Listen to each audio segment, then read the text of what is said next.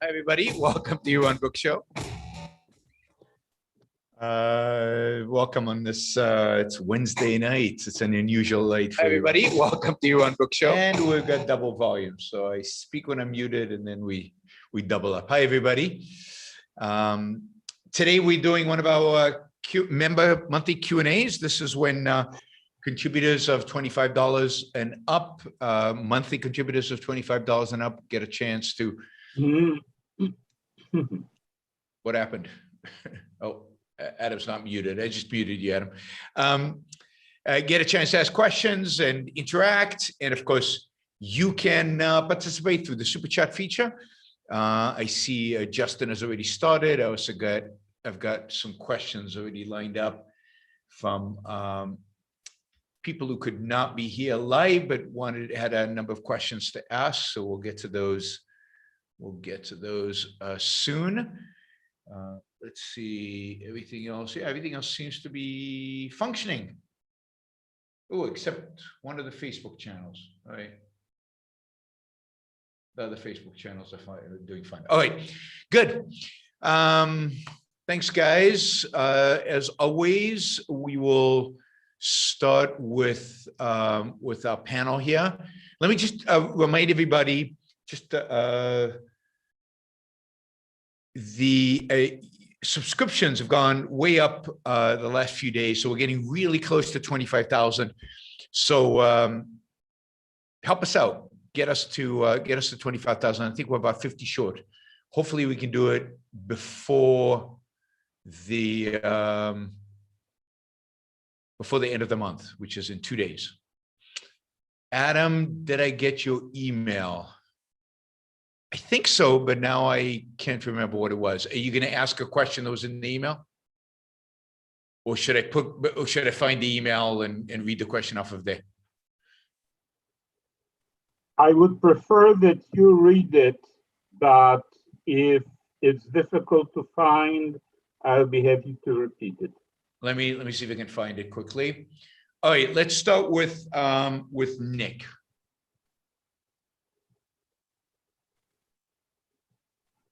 You are muted.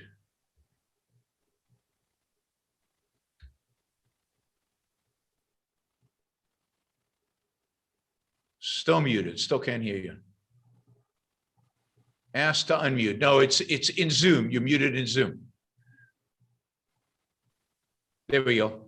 Now you're unmuted, but I can't hear you.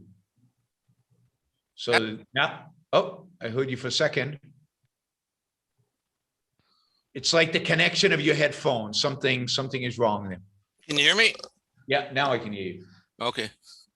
I sent you an email regarding some points that Jim Rickards, the financial, he's written a few books on currencies, and he's got some strong points on Bitcoin. Did you have a chance to? I've not had a chance to look at it. All right, so look at it. Yeah, look at it when you have a chance, because it's really he raises some points that weren't raised in the chat with that we did with the Australian. Yeah, he's supposed to be like a world expert. So he's an Australian pseudo-objectivist. No, why is he an objectivist? I said pseudo. No, but he wouldn't even consider himself one. So he's not even pseudo. He's just not. I'm being sarcastic. So anyways, yeah, no, I wasn't impressed at all. I don't think I got your email, so resend it. I sent it to ask Yaron. Here, let me Yeah, don't send emails there. Send it to yaron@yaronbookshow.com. Okay, I'll send it and then Adam, I have your email, so we'll get to that. All right. Okay, so how should I? Oh yeah, let me give you my opinion. What I thought of the Lex with who was the other gentleman? Michael Malice. Yeah. No, that was an interesting triad. He was like the court jester. Lex was the principal, and you were the school teacher who'd grab him by the ear and set him straight. You know what I mean? He just. I mean, he was a joke. I mean, you know, you corrected them. I mean, all he mouthed was platitudes. You know, I tried. No, I thought he had a good knowledge of Ayn Rand, particularly Ayn Rand's history. So I don't think it was all a complete. Well, but you know, like take the 2008 financial crisis. I mean, all he was, you know, mouthing platitudes about elites and all that, and you corrected him. Yeah, you know what I mean? You schooled him on the whole subject, like he didn't know what he was talking about. So, you know, that's how you know, it was entertaining from an entertaining value, but you were the whole force behind the you know, the content of the debate or the content of the talk. Well, I appreciate that. I will just say this, that obviously entertainment sells and knowledge doesn't, because they each have 1 million followers and I'm barely getting to 25,000, and I work much harder than they do. I know you work much harder, but you know, at the end of the day, you know, people are going to come across some of these ideas. And my theory, it's not so much numbers. It's you're going to attract that special person who has the assets. I think take this to, you know, what I call the mother load. You know what I mean? So that's, remember me when I say that, you'll get that that young Elon Musk. That's what I'm hoping for. That's what's going to happen. What I want. That's what's going to happen. He's going to watch all this stuff, and it's just going to click. Good. And he said, "Holy, holy cow!" But that's how I think it's going to go down. It's not so much numbers. I'm waiting. Well, it'll happen. Trust me. But that's so you're suggesting I don't develop a snarky sense of humor? No. I'm not suggesting that at all. You've got a brand. Just keep doing what you're doing. Okay. You know what I mean? Forget about holding back. You know, there's times to hold back, but sure. you got to be a strong advocate for what you're doing, and everything you're doing right. But so, anyways, with the, I'm just going to go through some of the issues that Jim Rickards raises about Bitcoins, because it's so relevant. And when you have a chance, look at the video. It's a short 8-minute video. He says Tether, which is used. Now Tether is a $50 billion. I think it has a $15 billion market cap. I'm not sure what it is. So he says that it's being used to buy Bitcoin. It's a coin, right? Yeah. But it's not backed, because nobody knows where the money. It's supposed to be what the receipts they get for when they sell you some Tether. They're supposed to be held custodially in some bank in the Bahamas. But don't know. There's no third party to authenticate that, and there's no 50 billion. But that's the whole point. The whole point of crypto is to get rid of the third party and to have it authenticated on the blockchain, and so you don't need a third party authenticator. But they're using Tether to buy. I don't know. Yeah. Well, anyways, you'll see it. So anyway, so above and beyond my capacity, I don't know what Tether is. I have no idea. Once you watch that video, you'll know what it is. Now he raises this point. He says one of the dangers of Bitcoin. He says, you know, there's these huge capital gains that, you know, all these Bitcoin that are making. It's going to attract the IRS for tax evasion. He says there's also the issue of the black market, you know, and that'll attract the FBI for criminality. Then you got SEC too, with the IPOs, and you know how they were, you know, how they were put forward, and the legality and jurisdictions and all that. So what I'm saying is, you know, why would you want to? He makes a point. Why would you want to play in that playground? I mean, you know, it's like a magnet to get shut down. Like, so what I'm saying is, I mean, I think that's the key point. I think Bitcoin is not sustainable because it's going to get shut down. I mean, the government is not going to allow it to function. To the extent that it can be successful, the government will shut it down. So one way or another, and there are lots of different ways in which it can do it. Yeah, no, I mean, yeah, and you saw it. You know what I mean? And you gave that pointed example of what happened when you try to avoid the capital gains. That gentleman, the Singapore, they just changed the rules. Yeah, you change the rules and you shut it down. There's just no way you're not going to, be a part of this. So what I'm saying is, in terms of Bitcoin, the demand for Bitcoin is just the traders that are on there. They're hoping to get rich. Yep. And from my experience, they're true believers. They're people who truly believe that this is going to be the future of money, and they think it's going to go to 1 million, and they think that they will overtake any government regulations, any attempt of government control. Yeah, they're naive beyond belief. But my point is, and there's also the demand for Bitcoin is what you said, the black market, because my experience, yep. Sports books that some of the sports books, offshore sports books that I've dealt with, they exclusively use Bitcoin because of the money, they just can't get away from the regulations to get. Anything you want to do that's illegal, you're going to use crypto. I mean, so that's the deal. So that's right. That's good. That's just like a magnet. Now, one other point he mentioned, and I just want to run this by you. Okay, and then we have to move on. Yeah. Okay. He said Jim Rickards says Bitcoin is a deflationary asset because it's fixed. So if the economy is growing, right? Yeah. He says borrowers don't want to borrow against Bitcoin because they're in a deflationary spiral. Does that make sense when it's inflationary? Oh, not really, because he's using deflationary. Like, yes, it's true that in a Bitcoin world, prices are going down constantly. Right. Because there's a fixed amount and there's more goods, but then money is fixed. But that's not deflationary in the destructive same sense as a collapse of credit, which is a completely different phenomenon. So I think they use deflation and they don't clarify how they're using it, and they get it all mixed up, and it really isn't meaningful. So okay.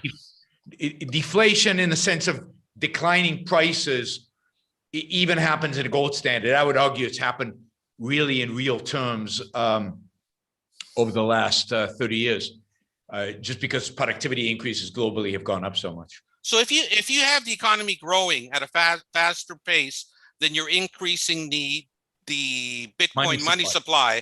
What is that, inflationary or deflationary? It's neither really. It's declining prices. But you're buying more assets with your Bitcoin. Yes. But that's not the definition of deflation. Deflation is, I think, credit collapsing, and that is not necessarily the case here. Okay. So there's a huge confusion about how we use the terms inflation and deflation, which some economists have tried to straighten out, but it's still very confused and confusing. People mix up cause and effect when it comes to inflation and deflation. Okay, I'll think about that more. Thank you very much. Sure. Roy. There we go. Yeah, so I want to bring up an issue of morality.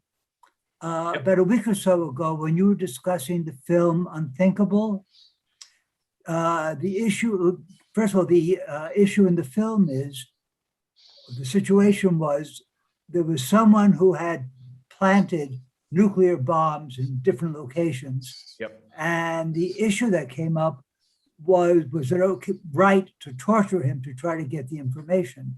And in that discussion, the sub-issue came up, well, if he's resisting torture, what about torturing his wife or someone he loves to try to get him to talk? And you said that unless you're absolutely certain that this other loved person is complicit in some way with this evil act, it would be immoral to torture her, which I agree with. And I was trying to reconcile that with another position I agree with. And then I'll tell you where I came with it. And then, well, as usual, I'll throw it open to you because that's why I'm here.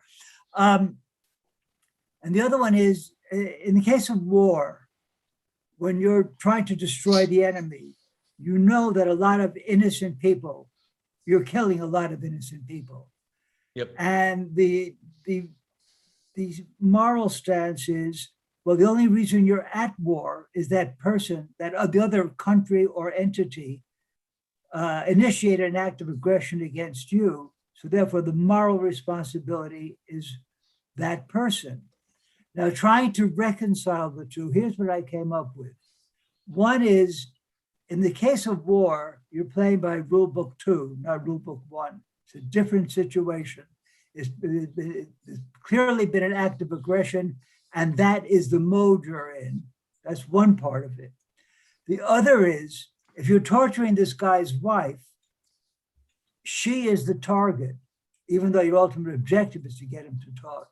In the case of a war, or even something that's not quite a war, say there's a terrorist hiding somewhere, and it's essential that you destroy him.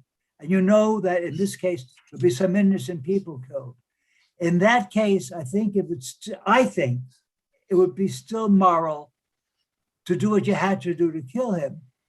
The reason being that he's the target. Anyone else who's killed is ancillary. You're not going out and targeting those other people. And that's one distinction. That's another distinction compared with this guy's wife. That's as far as I got. And I mean, I think all of that is correct. However, there's one other consideration, and that is whether it's on your territory and whether they are your citizens. That is, a gang is hiding out in a neighborhood. You don't flatten the neighborhood in Chicago in order to get the members of the gang, even they're violent, because your responsibility is to protect the individual rights of all the people in that block. And you have to find every means possible to save as many of them as possible in taking out the bad guys. When you're dealing with another country, it is not your legal or moral responsibility as a government. Your moral responsibility is only to your citizens. Your responsibility is to protect the lives and property of your citizens. And that has been threatened by people from another country. It's now not your responsibility to consider their rights. Their representative, which is their government, has violated the rights of your citizens. Your responsibility is to eradicate the threat with whatever means are necessary. So even though those people have rights in this foreign country, their rights are being violated by their government. And in a sense, they've abdicated those rights because they attacked you. That is your responsibility now, is to go out and do whatever it is and whatever is necessary to defend yourself. Right? That was a missing piece. Thank you. Yeah, and that's crucial because otherwise you have to deal with wars if it's a domestic issue, and it's not. You deal with these things very, very differently because of your direct responsibility with regard to the protection of rights and who you're protecting rights from. Great, Daniel. A friend of the family who happens to be 27 went with her boyfriend to a lecture on white privilege. And her boyfriend came out and said, you know, I don't want to be a part of white privilege. And she laughed and said, well, that's not the point. And I got to thinking, well, what is the point? I mean, they weren't trying to make him feel guilty for actions that he had done. Racist things are horrible, always, whoever commits them. And it wasn't that they said, here's this racist act you did. Because of that, you should feel bad. You should fix it. They were saying, because you're white, you're guilty, regardless of anything you've done, regardless of your character. I don't know. It just turned the light bulb on for me that this talk about white privilege is trying to assign guilt over someone based on their race. Absolutely. I mean, this is the new racism, and it's coming from the left, and it's coming in the name of anti-racism. This is George Orwell's 1984. I can't think of a better example of this. The anti-racists are the racists, right? And it's, what is racism? Racism is judging somebody based on their race, based on their genes, based on their ethnic background, based on a non-essential that is not chosen, that has nothing to do with their character or their moral choices. And yes, I think I did a whole show on the book White Fragility. And the whole point of that book is, it doesn't matter if you think you're a racist. It doesn't matter if you act as a racist. It doesn't matter if you have racist thoughts or not.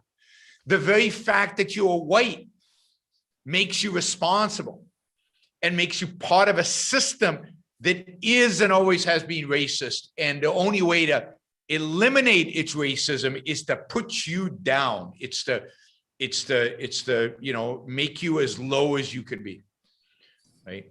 And it's pure, unadulterated racism. If you know, if one has ever seen it, it truly is disgusting. Very. And the backlash is going to be obvious. That is, you know, if you want me to identify as white, I'll identify as white, but I'm going to be proud of it. I'm not going to feel guilty for it, and I'm coming after you. Very much so. Thank you. Adam, do you want me to read the question? I found it. You're muted. Yes, please. Okay. So this is from Adam.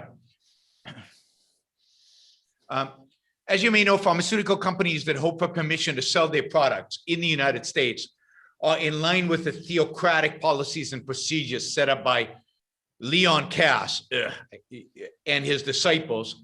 Leon Cass was head of the Biotech Commission under George Bush Jr. And a real theocrat. In line with the theocratic policies, not developing anti-aging products for the US markets. However, Torrance, where I live, this is in California, is the location of many pharmaceutical R&D laboratories of companies from less theocratic countries, because it is known among scientists across the world as a great place to live and work. So that, for example, a Swiss or Chinese company may hire Russian, Korean, Mexican, and French scientists to work on its projects in Torrance, even when they know that their eventual product will be prohibited in the United States and to US citizens wherever we live. I have noticed an acceleration in work on the development of anti-aging technologies. When anti-aging drugs become available in more secular countries, will there be a mass outmigration of smart and rational people from the US to places where anti-aging technologies will be more readily available? How will this change the global power balance, presumably in favor of more secular, even though authoritarian countries like China? I mean, it's a good question. Will people leave?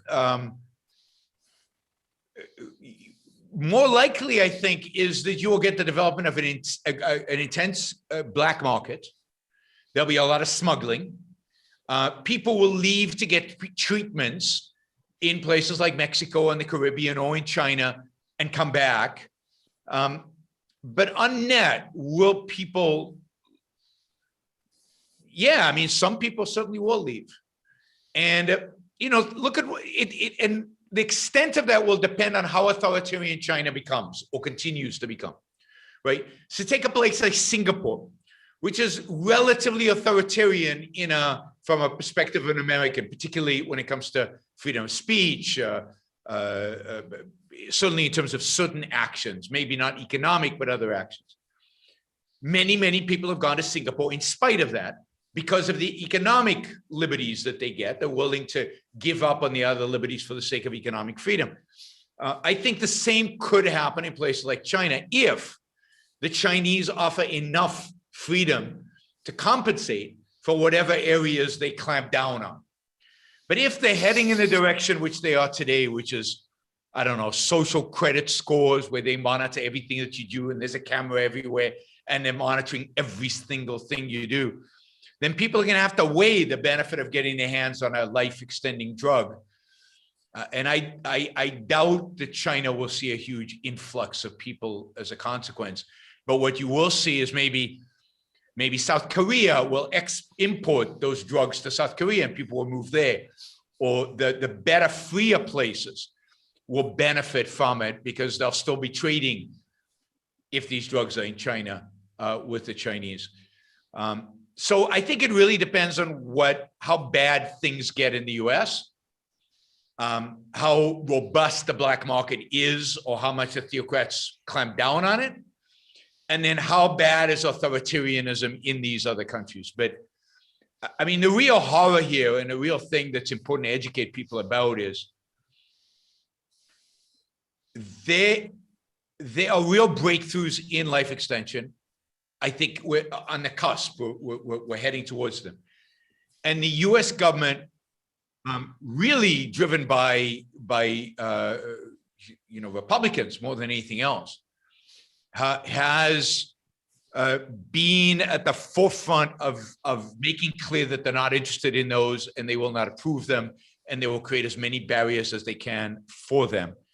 And that is, I can't think of anything more immoral, unjust, horrific, when we might have drugs or formulas or whatever it happens to be that allow us to live 20, 30, 40, 50 years longer, and we will be barred from using those.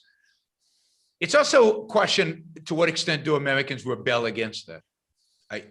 Maybe they rebel against the theocrats and they vote in, leftists instead. We have problems there, but at least we can get our longevity drugs. So it's hard to tell how it all shakes out, I guess. Yeah, I'd like to add that in my personal experience, I had set up an account in Switzerland so that if anti-aging technologies become available outside the US, I would be able to pay for them. Yep. And the US government has repatriated my money.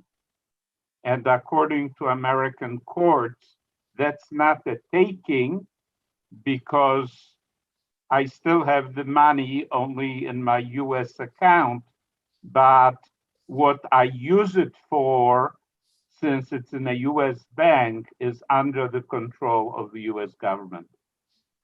Yes, I mean, it's very difficult today to open accounts overseas. The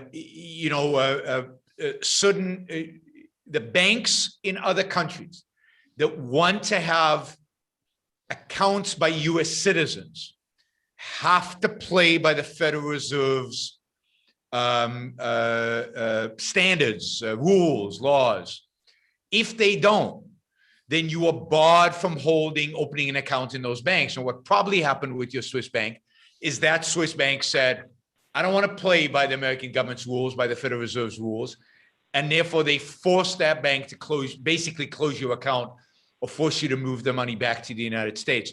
So you can open accounts in some banks overseas, even in Switzerland, but they have to report that money to the Fed, and they have to abide by Fed regulations from a whole array of different standards. It really is, people don't realize to what extent we're living in this creeping, ever-growing authoritarianism in the United States of America today. It really is getting worse and worse and worse. And it doesn't matter. These things that we don't see, some of us experience, but we don't really see, they're happening under Republican and Democratic administrations, and most people don't even pay attention to them because it doesn't affect their day-to-day lives right now. It will in the future, but it doesn't right now.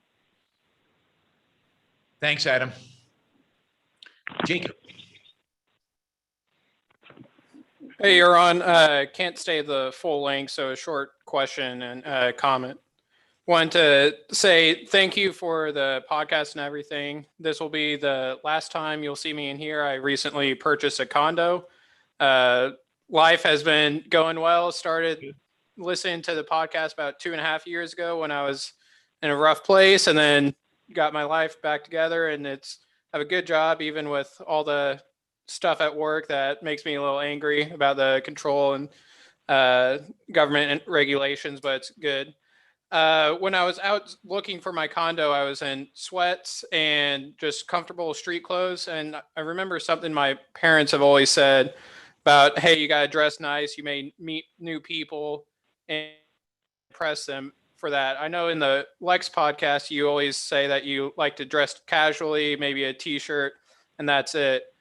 Is this a second-handed approach that they have that they were trying to put on, or is there some value in, hey, dress up, maybe if you meet new people, you want to be presentable, above a certain like lower threshold?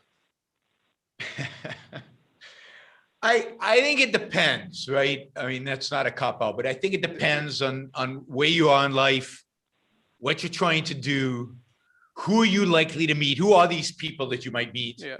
right?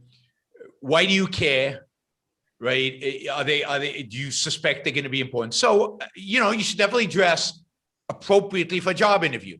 Depending on if you're in Silicon Valley, you dress appropriately might be very different than if you're going for a job interview at Goldman Sachs in New York City, right? Even though these days, even a Goldman Sachs is less formal.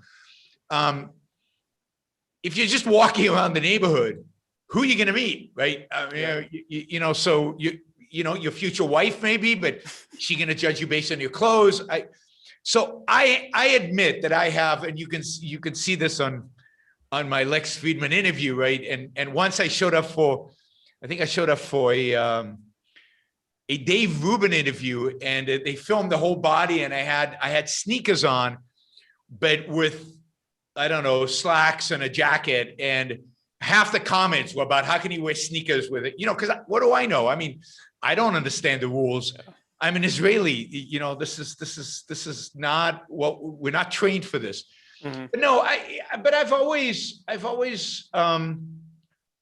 don't think it's second-handed if there's a purpose. That is, and if there's a certain context and there's a purpose for dressing up. And I have no problem with people dressing up because they like to look nice. I mean, my wife dressed up. She doesn't go outside looking like in Yiddish, you'd say schlumper, which is the way I dress. So it's your values, which you care about, the context in which you're in, who are these people you're going to meet. I think a lot of it is second-handed. I mean, that's the reality that, I don't know about you, but when guests came to our home, you tidy up and get the good food out. Yep. Right. God forbid you eat the good food. The good food is for guests. Mm-hmm. And God forbid you live in a neat home. Neat homes are for, now, again, some of that is appropriate, but, some of it is definitely second-handed. For that quick follow-up, what's a quick way that you found when you're looking through your past of, hey, these are second-handed thoughts, or this is a second-handed ideology that I got from my childhood or I casually picked up, but now I'm questioning it? It's just ask yourself why, and try to dig deep. That is, try to not rationalize. It's very easy to rationalize, find excuses. Keep asking yourself, but is that real? Is that true? Is that indeed the fact? Okay. So I stopped wearing ties at some point, right? So I wore ties for a long time. I'd wear them to job interviews and stuff. But then when I took over the Institute, I would wear ties when I gave speeches. I would wear ties when I did TV interviews, jacket and tie, and I looked very formal and everything. And I did it for a reason, right? We're radical.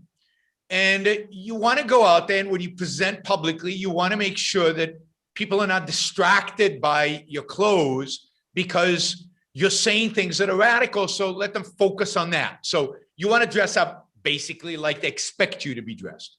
Right? And also, I felt, but this is purely a feeling, that I felt young. Right? I wasn't, but I felt young. I thought, I'm too young to be on TV. I'm too young to be doing, which is nonsense because I already had white hair.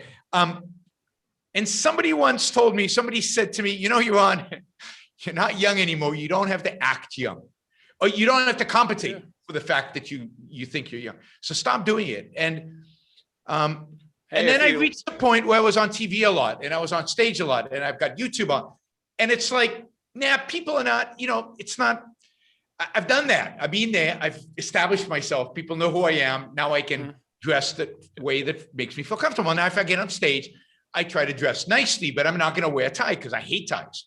Always hated ties. I find them oppressive and I just dislike them. Enough. The whole idea of ties. But so I won't wear a tie. I mean, if if it's a black tie event or if it's a wedding where they're expecting you, sure, I'll do it. But you know, if it's not a strict requirement, I will avoid wearing tie at all expense, and I won't do a tie on TV. I won't get on a stage. So generally,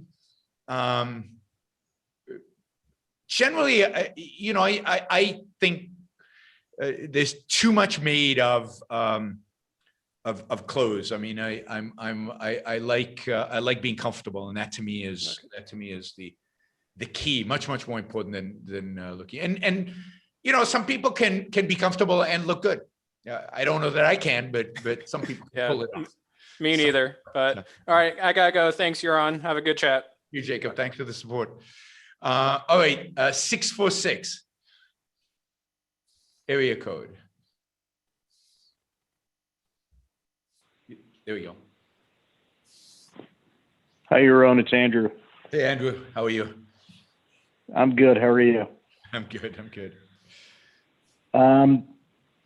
I'm really enjoying the Lex Fridman interview. I'm about an hour in, and the only thing that I would criticize about is that at a certain point they were asking you about morality, and you got sidetracked into a conversation about Mussolini and Stalin, and you were like, I got to get back to morality. They wouldn't let me. And I'm about 15 minutes past that point. I'm not sure if you get back to it. I don't think so, really. I mean, it's very hard to stick to any straight line with Malice there. I mean, he's just constantly, I know, throwing you curveballs and making you, and particularly when you get into issues where I think he's a little uncomfortable, he shifts the conversation very quickly away from it.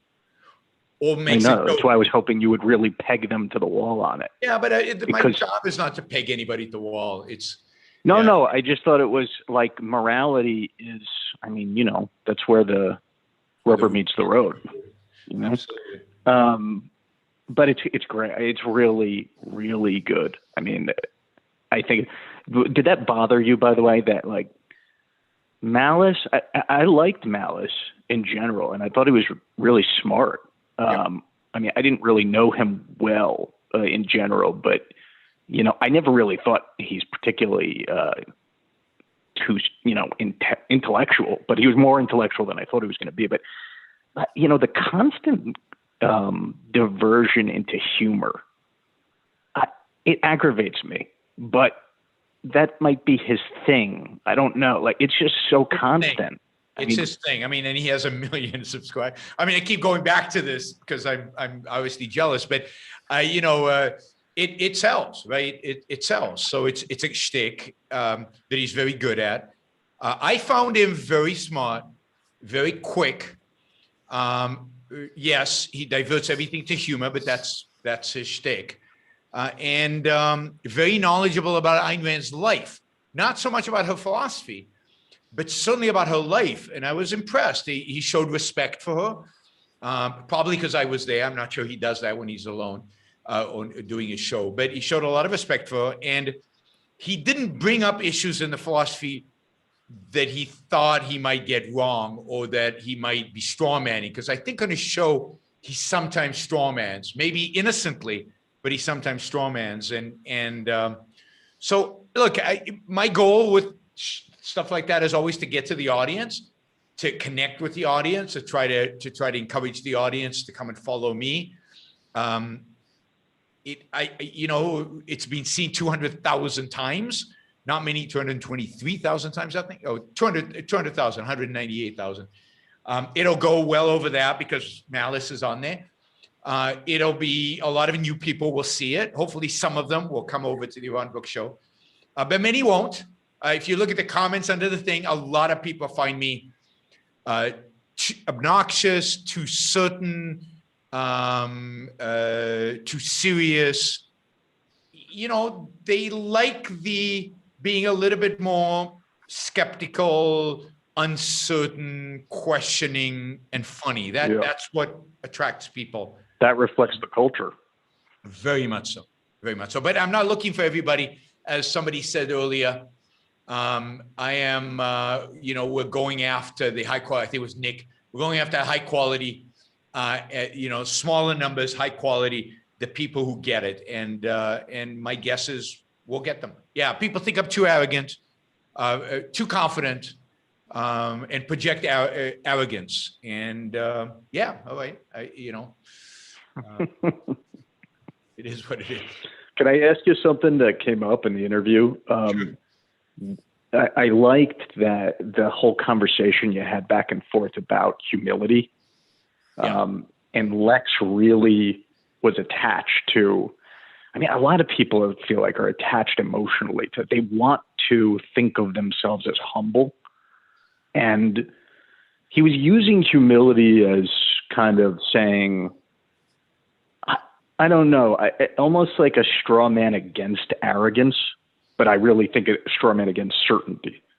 And you were saying, it's not good to be humble. Oh, and Malice brought up about how politicians should be humble because they don't, they're running our lives. And of course he has a point there, like the, anti-philosopher king point, but you were like, I don't think humility is the right, concept that you really want to be attaching to. So, I mean, you were like put on the spot in the moment, but just, I was wondering, give it a little bit more time. Like, how do you, yeah. So the way they use humility, it's a package deal. And they're packaging in kind of Christian humility. What do who am I? I can only achieve so much. I can only know so much. There isn't, who am I to be good? Who am I to achieve perfection, moral perfection? Who am I to strive to be, the opposite of pride, right? Pride is striving for moral perfection. Who are you to strive to be morally perfect, right? Who are you? That is kind of the Christian, humility, with a legitimate concern, which is, and this is particularly from Lex, I think. Lex views himself as a seeker of truth, right? He's seeking truth. And he comes at seeking truth knowing that his knowledge is partial, that there's a lot for him to learn. Remember, he's an interviewer. As an interviewer, he's trying to learn from other people. He's trying to learn from the people he's interviewing. And he approaches that from the perspective of, I have something to learn from you. And there's a sense in which we all have something to learn from a lot of people, not everybody. I think that's wrong, but a lot of people. So objectivists do often come across as know-it-alls in the negative sense. And objectivists should come across as truth seekers. Now, that doesn't eliminate the fact that we're certain about certain things, but it also says there's certain things we know we don't know, we're not sure about, we want to know more about, and we're seeking the truth. We're asking questions. We're interested in, and I think that's the better interpretation of of Lex Fridman, at least, usage of the term humility. Right? I know there's a lot I don't know, and I'm constantly learning. Now, but subconsciously, they really want to sneak in the Christian. Yes, humility. Because that's in the culture. It's hard to get away from it. It's like altruism. It's there everywhere. It's why I believe, and we didn't get into this in the interview, but why I believe somebody like Malice and other people like that strawman Ayn Rand's view of selfishness is because they can't get away from the cultural view of altruism. They can't get away. It's ingrained in them, and they don't want to believe there's an alternative because they can't view themselves as going against the culture in that sense, in the sense of challenging altruism. So they have to undermine egoism in order to justify them not embracing it. They have to strawman it because they're too smart not to get it. They get it. I mean, they read the essay, they should get it, but they don't because altruism blocks them. Their commitment to altruism blocks them from getting it. The same thing is there is a certain sense which they don't view that kind of confidence as positive. They often associate with authoritarians. They often associate with people that are closed off from new knowledge. And that's what. And I guess, Yaron, there's also a challenge epistemology. Like, if you don't have the right epistemology, it's hard to be certain of anything. So you might look on people who are certain or express certainty as, they need to be humbled. But that's because they can't be certain. Right. That's the wonderful thing about Lex. That Lex has that to some extent. That is, he seems to express this lack of certainty. But on the other hand, he really likes me, right? And he really likes likes Ayn Rand, but he certainly likes me, and he's very generous with me, and incredible. We spent a little time before and a little time after, and he's a real. It's genuine, and so something about the confidence attracts him. So he's not like the people in the chat who are complaining. He's actually he'd have me back, right, because of that. So anyway, that's the. He's just not ready to fully embrace. No, and maybe he'll never be ready. Who knows? He's also now got a. He's got again, in a sense, a shtick. He's got something that works and something that is good and something that provides value. And part of that is being in this mindset of, I'm asking questions. I'm not bringing to the table my confident views. I'm here to ask questions and let the interviewee express their views and challenge them and poke them, but generally not really, this is not about Lex. This is about his guests, and he's very good at that. That's a good interviewer, is about that. That's why I'm not a very good interviewer, because I want to interject too much of my own opinion into it. Okay, thanks. Thanks, Andrew.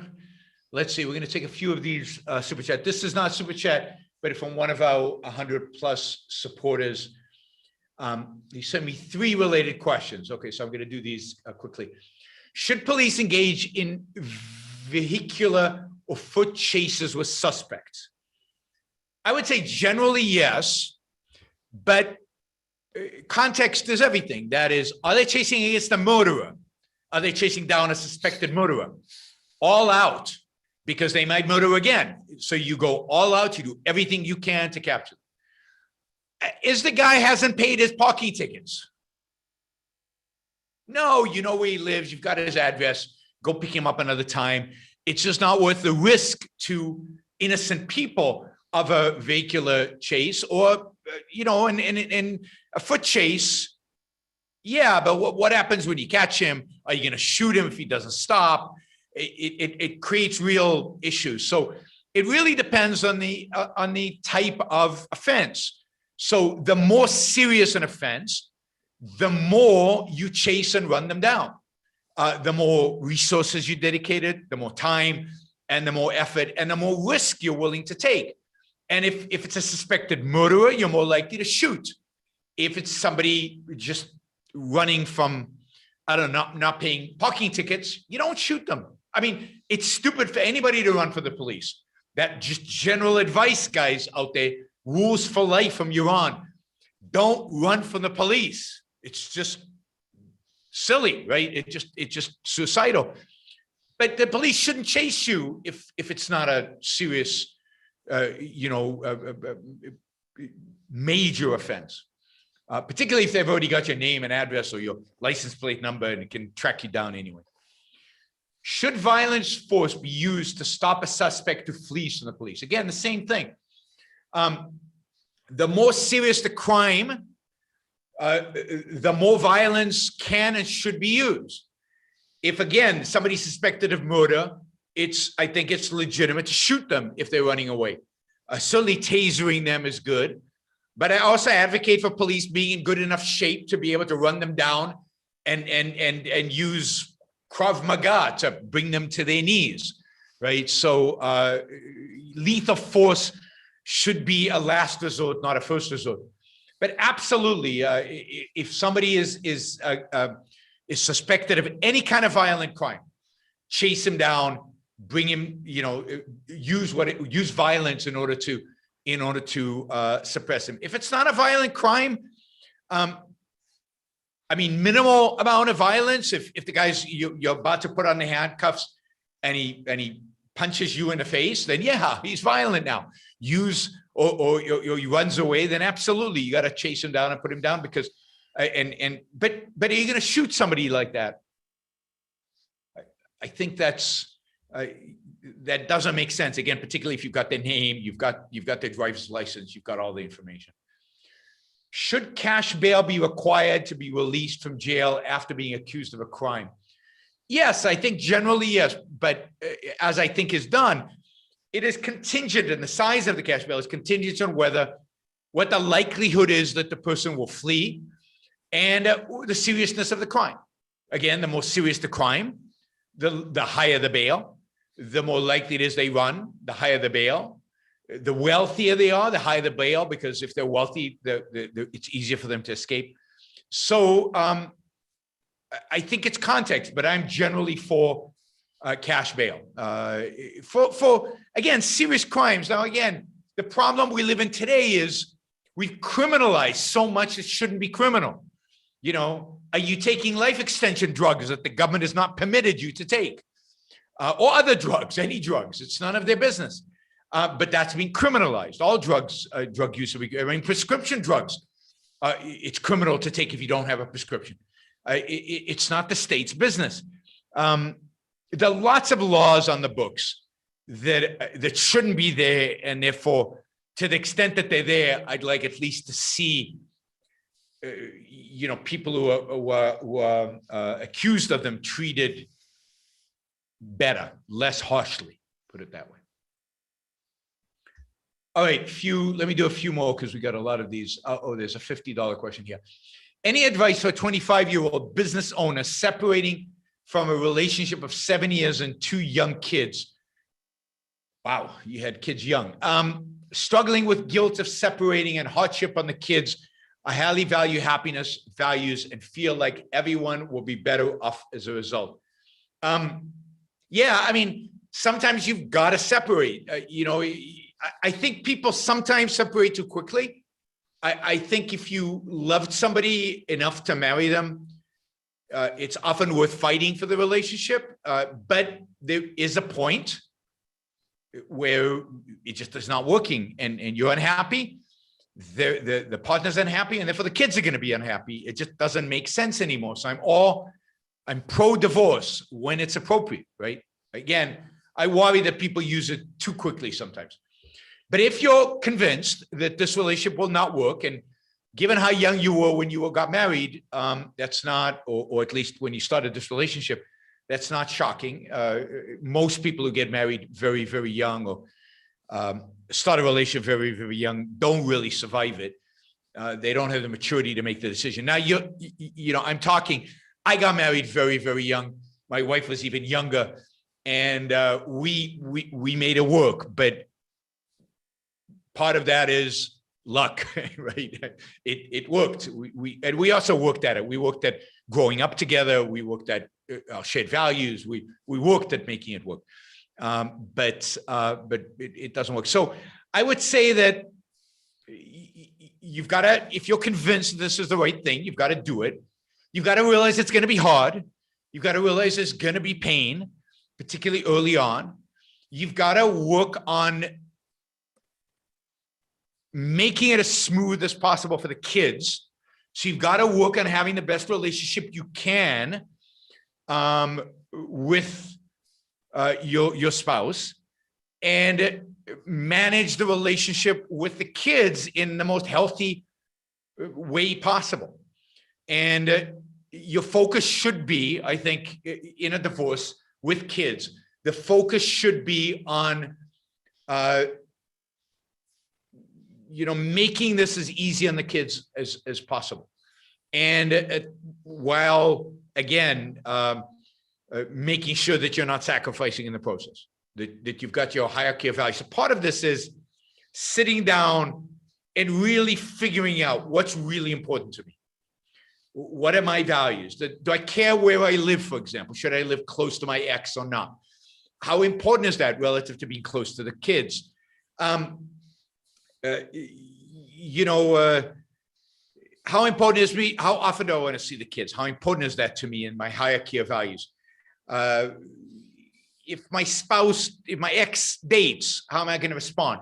Think it through, right? Be prepared. When I start dating, how is it going to, the more prepared you are, the fewer surprises there are, the less emotional you will be, the better you'll be able to handle what reality is going to throw at you, right? What you will encounter in reality. So just get your hierarchy of values in line, I guess, right? Make sure you have it clear and it's really visible to you. You know what it is. All right. In Australia, we are told that productivity growth has been slowing since 2005 in the developed world and is detrimental to our economic future. Do you know both claims are true? And if so, why are they so? Yeah, generally productivity growth has slowed in the Western world over the last 30 years. And the reason is regulation. The reason is state control.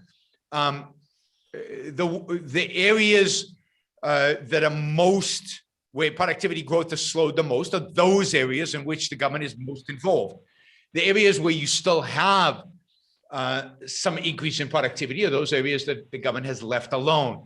So the slowdown in productivity growth is a consequence of regulations and controls and government intervention and malinvestment. Let's not forget the real consequence of inflation, of increasing the money supply, which is malinvestment. That is capital being allocated to the wrong places. That is not increasing productivity, but to keeping companies alive that should be dead, to keeping jobs alive that should have gone, not being willing to fire employees. Those are the kind of things that are unbelievably destructive to productivity.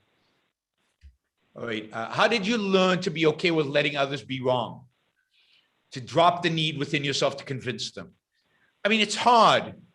You just have to, it's part of being selfish. It's too much energy. It's too much angst. As much as I care about other people, I don't care that much about other people. I care about me, and I care about the people who I can convince. And the people who I can't convince, or I've spent 5 hours or 10 hours or whatever, the family members I've spent a year, it's just not selfish anymore to care. It's just, I'll have if I care about the relationship with them, I'll have a relationship with them without, that is not going to refer to philosophy, politics, or the things we disagree about. And if I can't handle that, I won't have a relationship with them. That's just the reality, because it's just not worth the time. Your time is too precious to waste.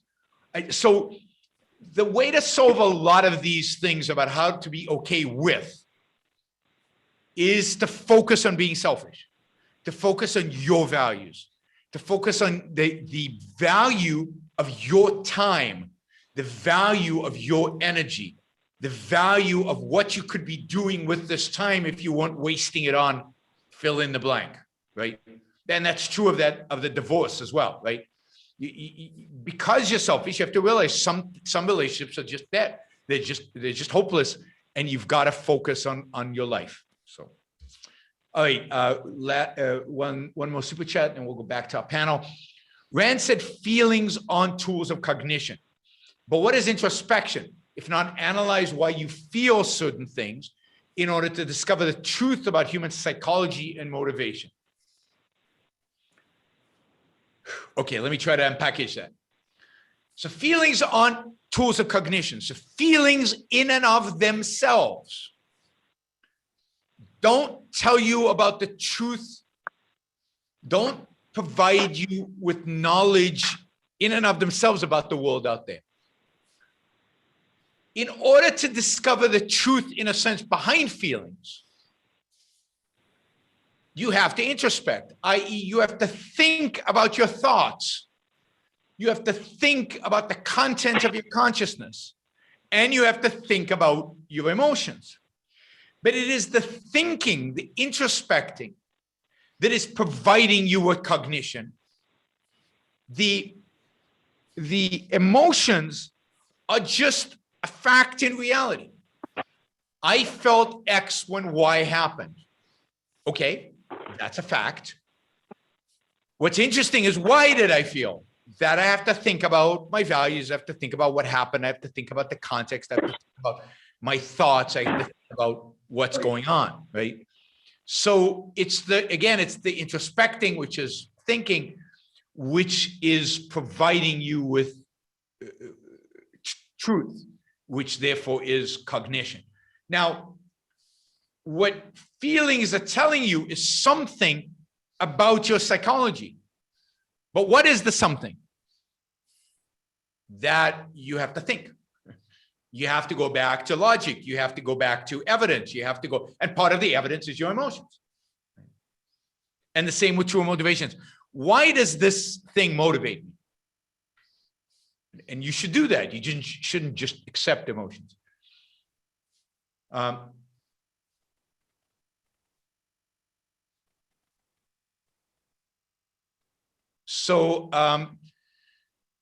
It's still true that it is cognition. Somebody says, all right, I'll get to that. Let me see. Okay, I'm going to do one more because it's the last $20 one. Is the reason many people go through life unimpressed by man's achievements due to Kant and Christianity's influence? When I show people in the New York skyline for the first time and see no reaction on their face, I can't believe it. I know, but it really is. It goes back to humility that we talked about. It's, so what? So people built that. What's the big deal? That's too proud to achieve, to strive, to seek. That's too prideful. Human beings have to be humble. We have to recognize our weakness. We have to recognize the beauty of nature, because we didn't do it, right? That's why nature is so beautiful. It's because we didn't do it. It's all about diminishing man's role, and that is Christianity in spades. And to some extent Kant, because, you know, the people who achieve great things are people who are fundamentally self-interested, and that's part of what Kant is trying to undermine. It's that it's the value of self-interest. All right, let me just see what's going on here. All right, Nick. Let me, can you hear me? Yeah. Okay. Yeah, I wanted to ask an important hypothetical. You I get a smile. Let's pretend I'm a baby whale, young Elon Musk, and I run across your work. I love your work, and I say to you, Yaron, I have $1 billion. Now, where do we put these resources so we could make this thing grow? Number one, like, give me 5 areas where you think we can really make this grow. Now, number one would obviously be maybe a mini series of Atlas Shrugged. There's a billionaire working on that, so you know, we'll see if it ever happens, and we'll see how good it is. But there is. Where would you put the resources? There is an Elon Musk related billionaire who's working on it. So where would you put, if you had resources, have you ever thought of it? Where would you put the resources where we can really make this thing grow, where we get more intellectuals in the universities, like Greg Salamari at Texas? How do we do it? How do we make this thing grow? There's only so much money you can throw at it. That's the reality. So suddenly part of it has to be, how do we get more people to read Ayn Rand? So marketing, right? Getting more people to read Ayn Rand, high schools, books to teachers, you know, offer books on tape for free. I don't know, you hire the best marketing agency in the world, not to market objectivism, not to market ideas, but to market the books, get the people to read the books, you know, pay celebrities to, I don't know, whatever, right? To write songs about Atlas Shrugged so that people read it. I'm kidding, right? But yeah, I know this is going to be now on Facebook. You're on Book Set. So that's the first thing. You've got to get more exposure to her ideas because there's nobody better at getting it, at getting people interested in getting people committed to objectivism than she is. So that's one. Second, you've got to train more intellectuals. So you've got to take the resources, hire as many teachers as you can, you know, and just assume that you're going to train 1,000 people where 900 people are going to drop out. But you got to start big because you got to get big numbers and you got to find the diamonds in the rough, and you just got to do it big, right? And you just do that. You know, I could imagine if you had the money, you know, maybe you start your own kind of media company, right? Where you start having regular, you know, maybe you have people, maybe you even hire journalists with the idea of objective truth, going out there and being objective and the facts and only the facts, ma'am, you know, which is from an old TV show. You know, providing a platform for objectivists to regularly, systematically comment on the news. And it'll start very small. You're gonna have to have very deep pockets because you're gonna lose a lot of money for a long time. But just be there, but do journalism, not just opinion. Opinion's too easy, right? You gotta do journalism. We can't live in a world where all our facts depend on the New York Times, because that's the world in which we live. It's the fact is, that's the world in which we live.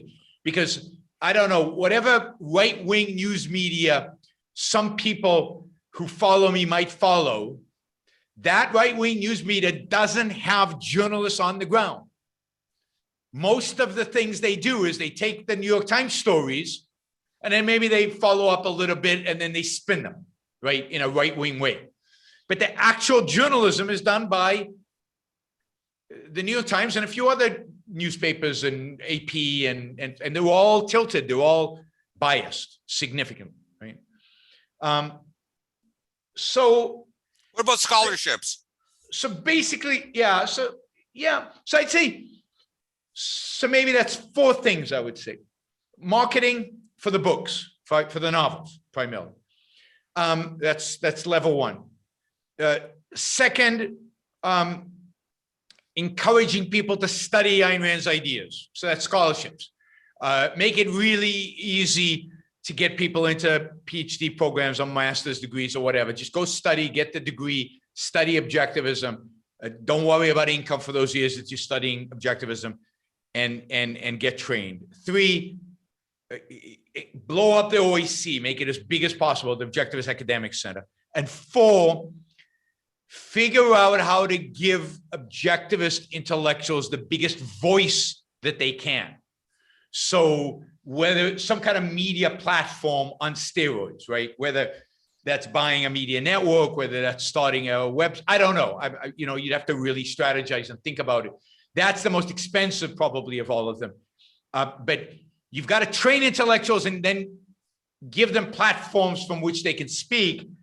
And some of those, they'll speak on other people's platforms, but early on, because objectivism is so foreign, you've got to provide your own platform to get it out there. So those would be the 4 things I would do. Thank you. And still, it's going to take a long time. Yeah, but resources help. Absolutely. Without fuel, you're not going anywhere. You might have the best car in the world. If you don't have the fuel, you're going nowhere. I'm a fundraiser. Believe me, I know. Adam raised his hand and he's next in line anyway. So go ahead, Adam. Yes, I would add to the list support for small parent co-ops in education. I think homeschooling with one family usually doesn't give you the intellectual resources. Yeah. But a small co-op or pod of parents educating their children, especially if it's not tied to the US curriculum, because the US has the world's worst philosophy of education and therefore the worst curriculum. And I think if we think of the curriculum from the ground up, emphasizing not only science, but a rational approach to the humanities, especially literature. I went to a school that had the Odyssey in the 5th grade. Wow. And there's no good reason why we can't have Anthem when I had something on the same theme in 3rd or 4th grade. I agree.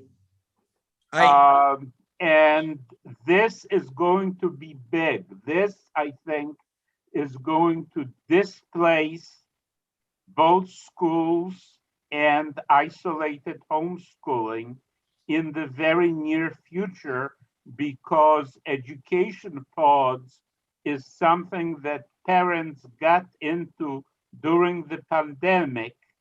And if we have a curriculum that we can just give and put out there and make available, I think that's going to make a huge impact.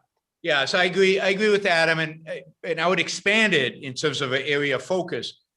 Education, early education, from pre-kindergarten all the way through high school, developing curriculum for small pods, for family pods, for homeschooling in pods, but also for new schools. There's no reason we can't have good schools in this country. You know, the only political lobbying I would spend a lot of money on would be political lobbying to establish education saving accounts. So anything we can do to get kids into good schools, that's spend as much money as you can. And you can spend $1 billion on that easily. You know, we have an objectivist running a big Montessori network today. Expand that. Instead of dozens of schools, make it hundreds of schools. You know, get the curriculum of good objectivist teachers into the hands of as many teachers as possible. Just get it out there. So education, you know, pre-K through 12. That's where you're going to have, at the end of the day, the most bang for the buck. Thank you, Adam. Excellent addition. All right, let's see, Roy. Yeah, based on your recommendation and also on what I saw reading her, right, I subscribed to Barry Weiss's Substack channel. Yep. And she recently had a 1-hour conversation with Paul Rossi and Andrew Gutmann. Did you see that by any chance, Yaron? No, I haven't seen that yet. No. Okay, it's well worth seeing. But the reason I bring it up, not just to tell you that I've joined, she asked a question. And the question was, for people who don't know, these are two people who rebelled against, I'll be more specific in a second, the private schools' acceptance and embrace of woke philosophy, of critical race theory, and all that goes with it, of racism, in general, of using race as the lens through which everything is viewed. And the schools were requiring, in the case of Paul Rossi, he was a teacher at Grace School, a private school, a religious private school, and he rebelled against agreeing to this. And Andrew Gutmann had his daughter. I did a whole show on those two essays, right? Right. Well, yes, but yeah, particularly Andrews, I think. Yeah, but I also was referring to Rossi. I think I mentioned him by name. Yes, you did. Yep. I think you did. Yeah, right. So she asked the question. I mean, Andrew's letter is to the school which he sent to all the parents of all the students at the school, about why he can no longer send his child to that school, why his child will no longer go to that school, has gone viral and has gotten a lot of reaction. She asked the question, given the fact that this ideology has not been accepted by the vast majority of the populace, what force, she said, what is the force that propels this ideology forward when the majority doesn't accept it? And Andrew's answer is the reason I'm bringing this up. He said, he began his answer with, somehow we lost the enlightenment at some point. And I was impressed that he got right to the heart of it. Yep. He said, I'm not sure how we really did it, how that happened. Yeah. And I think, you're probably the best person in the world to answer that question for him. Well, Seriously, if you could get in touch with him, I think he's someone who's he's worthy of it. I was so impressed by his decency, his intelligence, absolutely. his spirit. Yeah.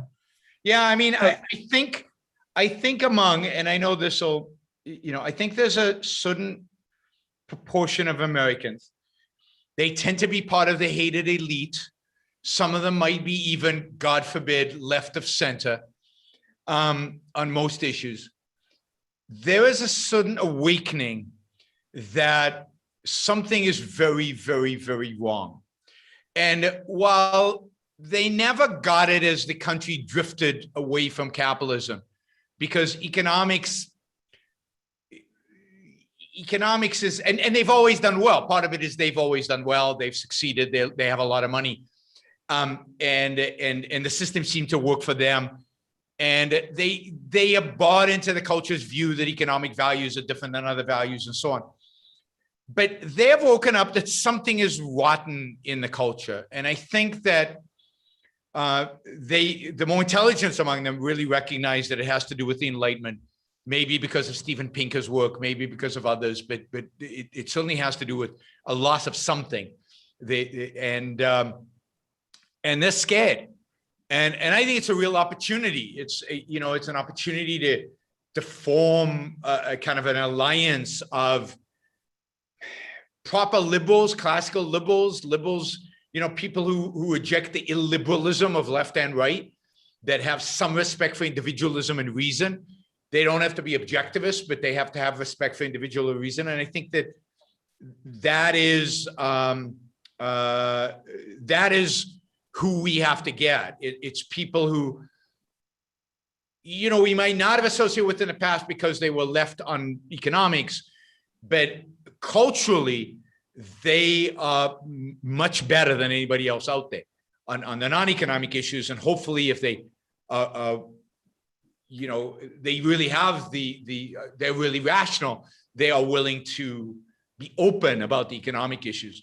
I think that's where we're going to do better. It's not going to be on the far right or the far left. It's not going to be in those spaces that where it's pure unadulterated collectivism.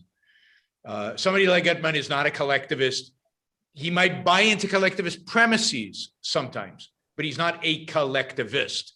And I think those, and this is, I get hate mail for this, but I think those are the kind of people who are long-term allies. Those are the kind of people who can be brought outside and can have a real impact in the world. And they're successful people. Right? It's who you want.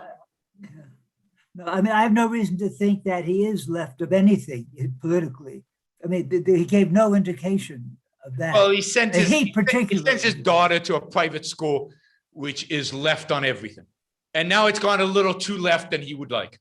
Now, maybe it's the best alternative he has, but I didn't see him writing, and I said this before, I didn't see him writing this about the curriculum that has to do with explaining American history or explaining the evils of capitalism, all of that, which I'm sure they've been teaching for 40, 50 years at that school, and nobody complains about it. So maybe he's not left on anything. I don't know, but I wouldn't be surprised if he was. I wouldn't be surprised if he was a left of center, right of center, somewhere in the middle there from an economic perspective. Yeah. Well, what do you think about actually approaching him? I mean, I think it's a good idea. I'll look into it. I'm not sure how to do it. It would be interesting if I could get to Barry Weiss, but it's a good idea, and I'll give it a shot. Terrific. Thanks. All right, Daniel. Recently, Janet Yellen went to G20 countries and said everyone should raise their corporate tax rate to be the same. Now, obviously, someone like China is not part of G20 and they have a much lower tax rate. Yeah. If you look at the list, I mean, Ireland, the UK, and the US are some of the lesser tax rates in the G20. So is her complaint that European countries are keeping too many dollars in the US and not repatriating them to Europe? Obviously not. Obviously not. What's she doing? What is this all about? Well, it's the idea that they want to raise corporate taxes in the US, and they don't want to be penalized for it. So they want all the countries to be raised. And this is consistent with a general movement to quote, harmonize taxes across the world. It's been a push of the European Union for a long time. It's part of the whole reset agenda of the World Economic Forum. A part of that is to harmonize taxes across the world. It was part of Thomas Piketty's book, the idea of having a 10% wealth tax that's global, that all countries participate in, so you can't hide. And it's basically targeted at trying to stop companies and individuals from shielding their income from the taxman, wherever that taxman happens to be. Now, it's funny because a lot of the people shielding their taxes, it turned out, from the leaked documents from Panama, are European politicians, right? Wealthy European politicians who don't want to pay taxes. But yeah, I mean, it's very much a statist attempt to, these are people who want to have their cake and eat it too. They want to keep the nation state, but they want to pretend that they can have a world government where they dictate to everybody how they should live. But in the short run, it's an attempt by the Biden administration to raise taxes without seeing capital flows out of the United States. Yeah, that's what it looks like to me. Yep. Andrew.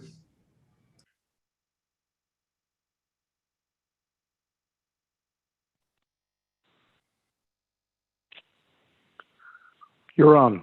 Yep. Why are you looking forward to owning an electric car when they shouldn't exist in the first place? Well, I don't know that they shouldn't exist in the first place. I mean, at some point they might have evolved as an alternative to internal combustion engine. There's a lot of things about electric cars that make sense. Certainly, maintenance is a huge advantage. Fewer moving parts. No, I mean, in the long run, electric cars probably make sense. What they shouldn't exist right now, because the only reason they exist right now is because they've been subsidized. Now, at some point, they will reach an economies of scale because of the subsidy, where the subsidy will be withdrawn and they'll be economical. But it'll have been created on the back of taxpayers. Why? So I think the technology is cool, right? And will be cooler even more 10 years from now.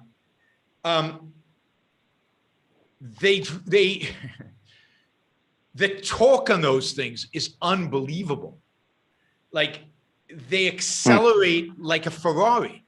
Like the Tesla, the top of the line Tesla does 0 to 60 faster than a Ferrari. That's cool. And if you're just driving along the highway and you put your foot down on the thing, it'll fly. It'll fly. So I think that's just cool. The Teslas have very cool technology. I would never own a Tesla because Tesla is the villain in the story, because they're the ones who got the subsidies, who created it. But you know, if I stopped consuming goods that were subsidized, you know, where would I be? You know, it would be horrific. So it's very difficult not to ultimately own a product that is subsidized. Yeah, I was interested to hear because I don't know. I guess there's some element that's just I don't know. The whole it's field has a very negative, you know. But I also was like, well, your own really. There's also a point where you know, you know, it's not going to change that they exist. How you know? And in 20 years, they're all going to be electric because the government's going to force it. They're going to force it. So even now, when I look like an Audi, I used to own an Audi, so I still miss my Audi. It's not practical in Puerto Rico, and my wife has veto on what car we have in Puerto Rico. So we don't have an Audi. But I miss my Audi, and when I look at Audi, the most exciting cars that they are developing in terms of looks and in terms of performance are electric cars. I mean, so if I want to still be able to enjoy thinking about cars, because I don't, you know, it's rare that I drive them. I drive nice cars, but you know, that's the future, whether we like it or not. And I mostly don't like it because I think the future, it's not the right timing, it's not the right pace, it's not the right way to do it, but it is where it is. You don't necessarily see it as like a huge waste of societal energy being directed towards something that's solving a non-problem, which is fossil fuel cars. Of course it is. Now, if again, you know, I don't know, I don't worry about a waste of societal problem when entrepreneurs do it, because if somebody wants to try to solve a problem that I don't think exists, that's their problem. But what offends me is that they're using my tax money to do it. You know, and now maybe now that I live in Puerto Rico and don't pay as much taxes, I don't mind as much. I don't know. It's not my money; it's your money. But no, I am offended by it. It's just at some point I'm going to have to get over it, because at some point it's going to be all around me. And, you know, you just can't live with that constant resentment. There's so much of that, you know, every time you walk into a bank, most of those banks wouldn't exist in a free market. I mean, I know almost all the banks, that whatever bank you use would probably not exist in a free market. So the whole structure of the world that exists today is a waste, in a sense, as compared to the alternative. So it's really a question of what you get caught up in terms of where you put your energies, and when do you let it go. I had a board member at the Institute who owned a Tesla, and I used to give him hell. I used to call it the government car, a coal car. He was very wealthy, and I used to say, "Yeah, you know, you stole my money so that you could drive that car." And I was serious. I wasn't even kidding, and I think he was offended by it. But you know, at some point, everybody's driving them. What am I going to do? Yeah, I hear you. Yeah, and there are aspects of it that are cool. All right, did I get everybody in this round? All right, let's do the super chat. All right, Dave wants investment advice. I don't know, Dave. You might have to give me a call, and we'll have to hash out the details on this one. So he says, I'm looking into buying a condo hotel in South Florida. While I'm not staying in the condo, the hotel rents it out, so it generates income. Part of the contract is I can't live there for more than 6 months. Do you think this is a good concept? It sounds like a timeshare to me. I don't know why they're calling it condo hotels, but they used to call it timeshares. And timeshares have not turned out to be good investments. They've been oversold. It just has not turned out to be good investment. Now, not to say this particular one will not be. You have to really do a financial analysis on it. But I suspect that it's not. You'd have to really know, the financial details. So if you really want my advice, you're gonna have to give me a call and we'll have to sit down and work through the numbers.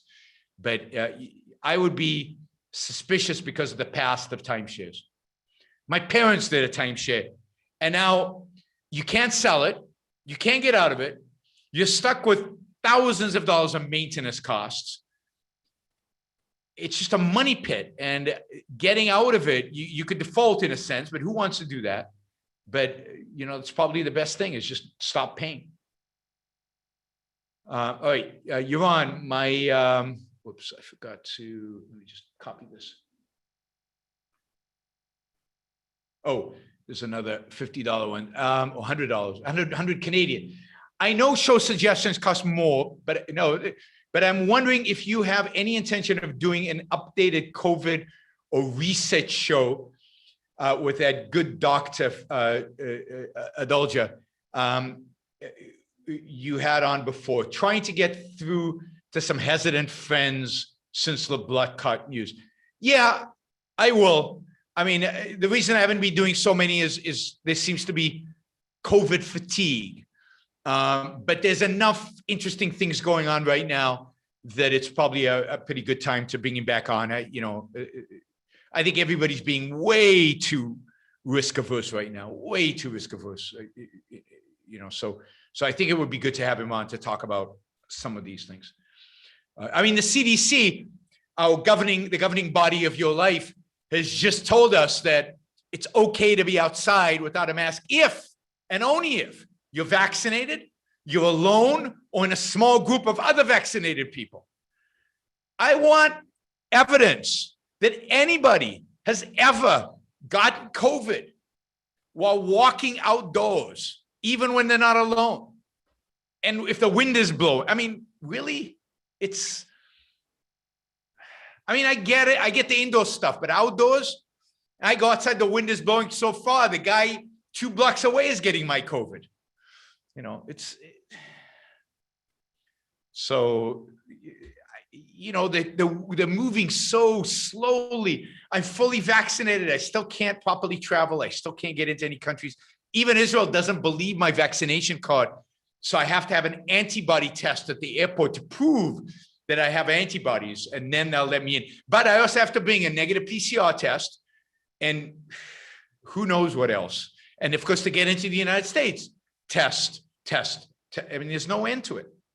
And PCR tests, which are the wrong tests to do. You got to do the antigen rapid test. That's what everybody should be doing all the time. Anyway, you're on. My daughter just posted she cannot find answers in books or podcasts. She's involved with landmark self-help gurus. Have you any idea how I should respond? I don't know. Children just have to find their own way.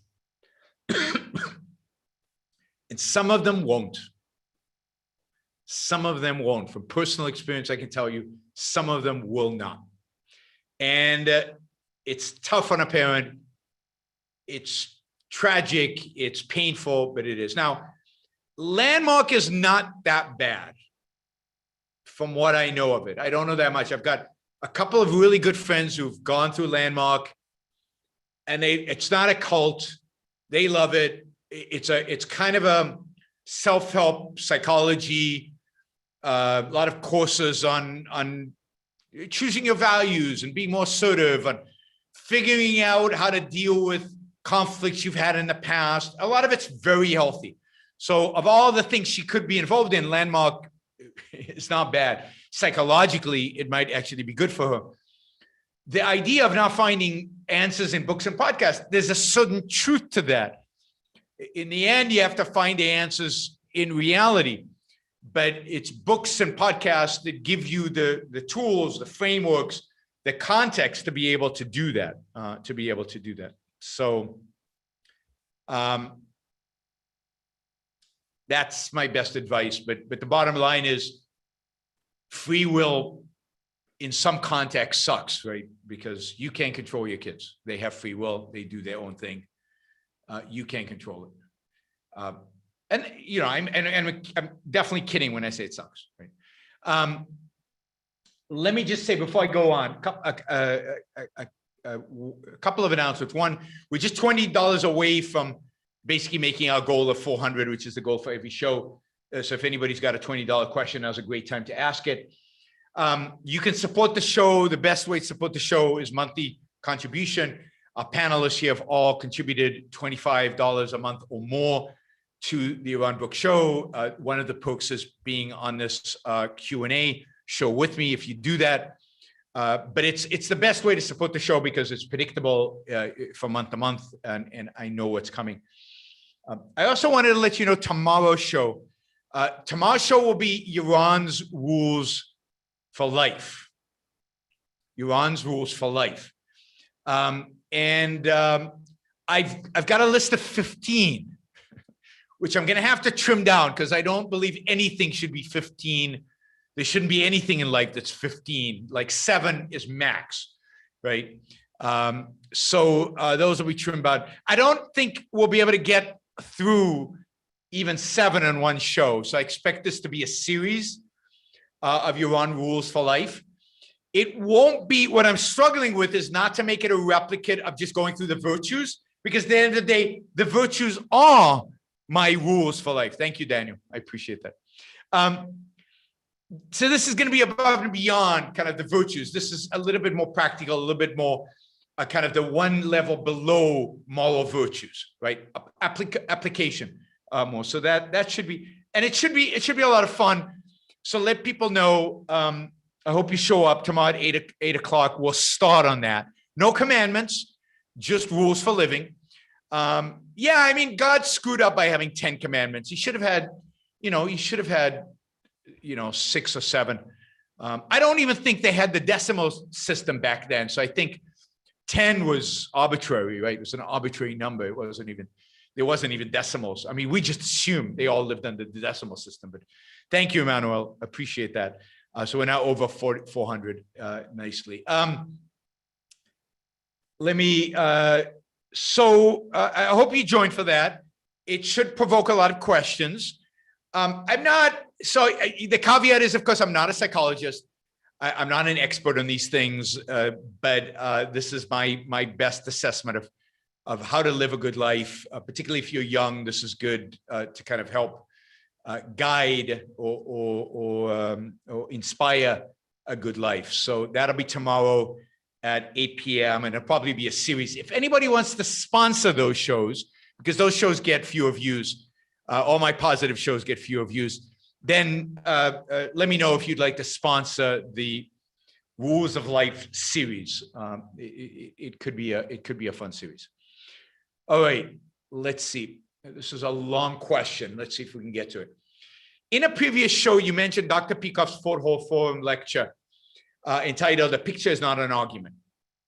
It's on AOI's website. If the goal is to change the culture from its current state to one more aligned with objectivism, how does one use logic didactic to appeal to a society where a large majority of people are emotional and irrational? For example, how many people do you think read and logically process the full letter written by that parent who pulled his daughter from Brearley? In contrast, if someone had created a meme that went viral and made fun of people who spent $50K to send their child to private brainwashing cult, appealing to secondhand emotions of the woke crowd, do you think that would have had a larger impact than the letter? My short answer is no. In Peikoff's lecture, he conceded the fact that a film trying to present a rational argument in pictures would always lose to a film presenting an emotional argument. But is it always wrong to stoop down to the level of the culture we're fighting against and appeal to the emotions of those who are trying to convince, even if it's just a stepping stone in the process, to move them to a more logical, rational way of thinking? If so, how does one present arguments to those who do not respond to logic and reason? How does one present arguments to those who do not respond to logic and reason? One does not. There's no argument you can present to one who's not. So yes, lots of people will respond to the meme. Lots, many more than will respond to a rational argument. And tomorrow, there'll be an opposite meme, and they'll respond to that. And then they'll respond to some other meme, and they'll go with the flow. But no argument was made. No change of direction can be done in that way. People don't change their minds. They might have a giggle. They might share it. They might have a short-term emotional response, and it's gone. But it's also not true that we don't appeal to emotion. If you read Fountainhead, it is an emotional journey, as is Atlas Shrugged, as is Anthem, as is We the Living. Art, good art, is the way we can make an argument and appeal to emotion. Now, the purpose of art is not to make the argument, but it makes the argument nonetheless. Michelangelo's David makes an argument for what is possible to man, and it appeals emotionally. Now, I fear that people who will not respond to logic and reason won't respond to Michelangelo's David. People who won't respond to logic and reason won't respond to the Fountainhead. People who don't respond to logic and reason are not our audience. I don't care. I really don't. Even if there are 80% of the population, the 80% doesn't matter. One iota. Because the fact is that if 20% of the intellectuals, the people who respond to logic and reason, the 20% of the population that responds to logic and reason were objectivists, let's say, then it would be cool to be an objectivist. And of the 80% who don't respond to logic and reason, half of them would respond to objectivism because it was cool, not because of the logic and reason, not because of our memes, just because to be second-handed, you go with the cool kids, and the cool kids are all the cool kids, you know, in this case, often. I mean, think about it this way. The people who create the memes are influenced by intellectuals to create the memes. If the people who are intellectuals are all objectivists, they will influence the people who create the memes are like intermediary between the people who won't respond to logic and reason and between the intellectuals who do. They're the ones who respond a little bit to logic and reason, but also have this emotional, you know, they want to appeal to emotion, right? Those people will now be influenced not by statists, not by altruists, not by mystics, but by objectivists. So they will by default be promoting our ideas in memes. It won't convince everybody in a logical sense, but it will move them in our direction. But for that, we need to be the majority of intellectuals, or at least a significantly large minority of them. You can't do that. You can't do the memes if nobody has a concept of the intellectual context in which they're created. Let's say he did memes of selfishness, how cool selfishness is. People go, that's weird. Selfishness, that's evil, that's bad. I can't even watch this. This isn't funny. It doesn't mean anything to me. No emotion is evoked. There has to be a cultural context, and that cultural context is created by intellectuals. So the state of the world today, the woke culture, was created by intellectuals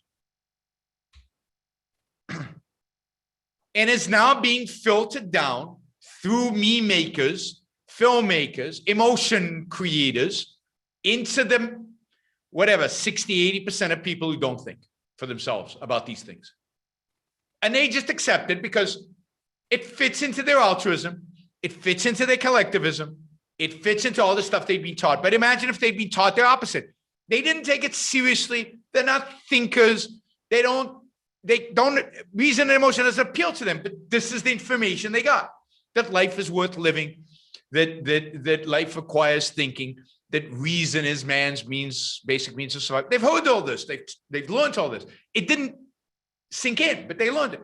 And now the memes are saying it, other people are saying it. They follow it. They don't understand it, but they follow it.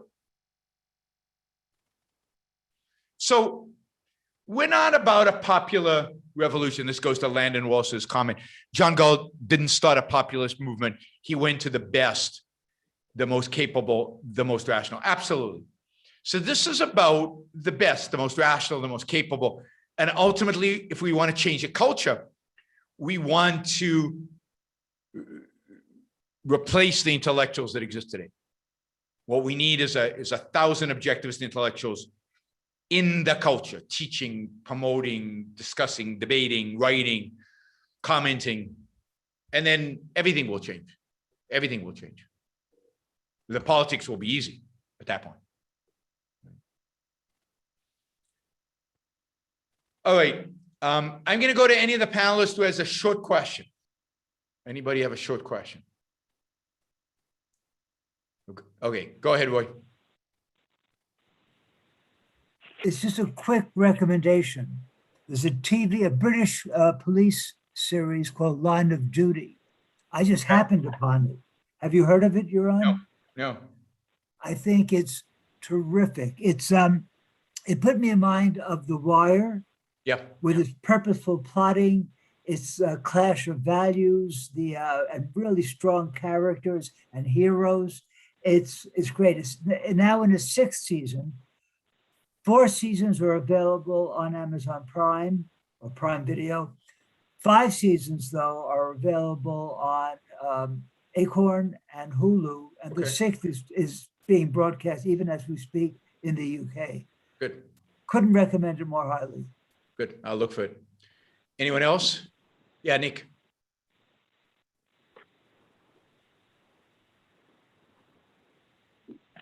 Did you unmute me? Yeah, Hear you're me? unmuted. You're unmuted. Yeah, no, I just wanted to say, I sent you those 2 videos. I'm going to ask some super chat questions on them. Okay. So when you have a chance, watch the 2 8-minute videos. Okay. All right. So I'll have a bunch of super chat questions for you. Sounds good. Thanks, Okay. Nick. Okay. All right. Let's do some of these super chat questions. Are there foods sold as food you avoid because you think they might cause you cancer? No. I avoid lots of foods. I avoid sugar, refined sugar, not because of cancer, but because of diabetes and because it just makes me feel bad. I avoid, if there's too much, if there's a lot of chemicals, I just avoid it, not because I think it's going to cause cancer, but because I think I could do better. But I don't know that I could do better. So I don't have scientific basis for this. It's just a sense I have, and there's plenty of choices in the world. So the science of nutrition is still very retarded. I eat a lot of meat. Wanda Friedman thinks meat is bad. I eat some oils. I guess I avoid some of the vegetable oils. I try to use coconut oil and olive oil and things like that. But again, my science there is so-so. It looks like the Mediterranean diet is a good diet, relatively speaking. It looks like low carb seems to be good. So I try to be in that ballpark. I avoid simple carbs as much as I can. But there's nothing that I think, oh, that's going to cause me cancer. I better not eat it. Because I don't think cancer works that way. We still know relatively little about what causes cancer. I mean, who would have thought viruses cause cancer? And we know that some cancers are caused by viruses, right? So it's really interesting. There were a few answered super chats from the $100 contributor show, unanswered, I guess. I had a $10 chat asking when you think Joe Biden will withdraw troops from DC. I thought I caught all the answers during that show, but I apologize if I missed yours. I don't know when Joe Biden would withdraw the troops from DC. I think it's cowardly to have them there unless you have intelligence that there's something going to happen. I don't have the intelligence. I don't know. It's not good to have troops in the streets of your capital. Not a good sign for a free country. So I would like to see them gone, but I do not chat with Joe Biden, so I have no idea when he will do it. And I think he's just. I think they want to make a point. It's a political point mainly. They're not putting troops in the streets of DC to control you. They're putting troops in DC to make a point. Oh, remember those Republicans attacked us? That's the point they want to make. It's not a bad point. But how do you melt frozen abstractions? Put them under the heat of reality? I don't know. That wasn't bad. Maybe I should do I should add humor to my show. No, that was terrible. Are nihilistic intellectuals today as nihilistic as they were in the 1930s? Yes, I think so. Yeah, it strikes me the left today and the nihilism on the left and on the right is as bad as it was in the 30s. Certainly as bad as it was in the 1920s. Certainly it's the worst it's been in America. Now, in 1930s, it could have been worse in Europe. That is true. Certainly in Germany. But it's bad today. It's bad today. Many times when I argue to abolish the welfare state, the response I get is, well, I hope you never end up in a position where you need help.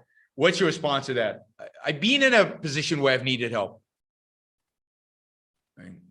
I haven't been, there've been periods of my life where I've been relatively poor. There've been periods of my life where I've been massively in debt. And when I needed help, I asked friends and family, and they've typically helped me. And I don't worry one iota about being in a position that could happen. Who knows? I mean, bad stuff happens out of our control.